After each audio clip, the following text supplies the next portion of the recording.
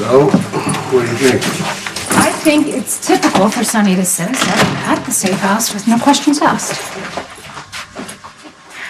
Actually, I found this place originally. It's Really? quiet, yeah. No neighbors. We bought it through a holding company that somebody had. Cops never traced it back to them. And if I remember correctly, it's always fully stocked. All right, I think we should review everything we already know. Look at you. What? Eager to get to work.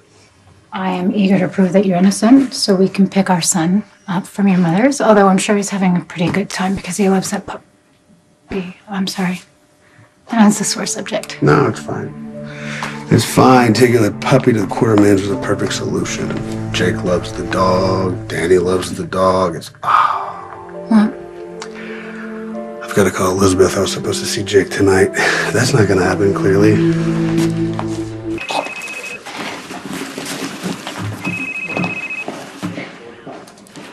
Jason?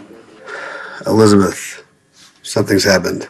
Yeah, Nicholas has disappeared. The police think he's dead, and you're the prime suspect. Yeah, unfortunately. Where are you right now? Well, I really can't say.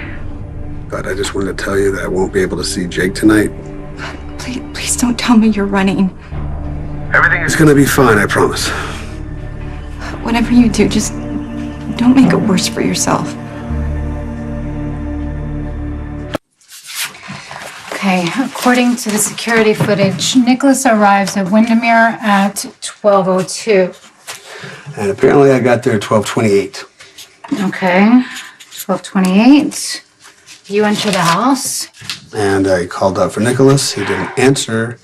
And then I heard a loud noise. The thumping and scraping. Yeah, like furniture being moved. That would explain why the room looked the way it did when we got in there. Yeah, I don't know. It didn't sound like a fight to me. Okay. I think we're getting ahead of ourselves.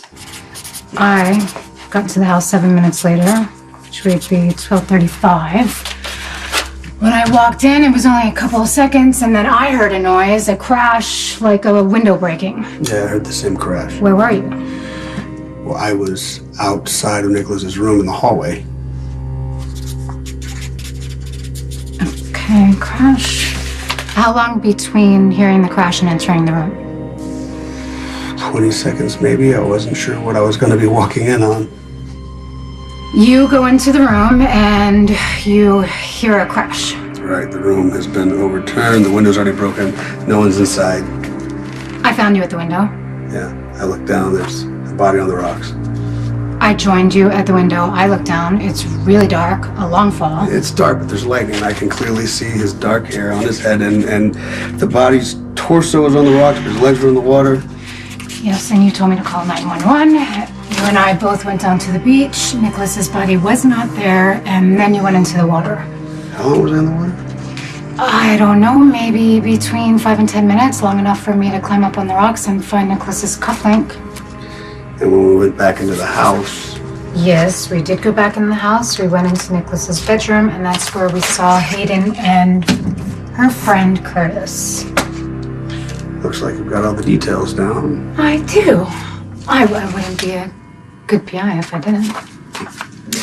You know what? I want to map out the room, the position of the furniture. Why? Because, like I said, when I got into that house, the noises coming from that room didn't sound like a fight. That's my best recollection. Yeah, mine too. And it doesn't feel right. What do you mean? That night that I fought Nicholas in his living room, we knocked over some furniture, right?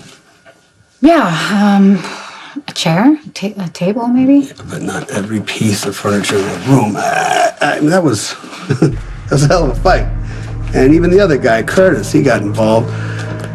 Nicholas and I were really going at it. We slammed into some furniture, but we didn't wreck the entire room. Okay, I see where you're going with this. Yeah, Nicholas's room was wrecked. It was completely torn apart, and that didn't happen from a fight, especially when I didn't hear any voices. You think it was staged? Would explain a lot.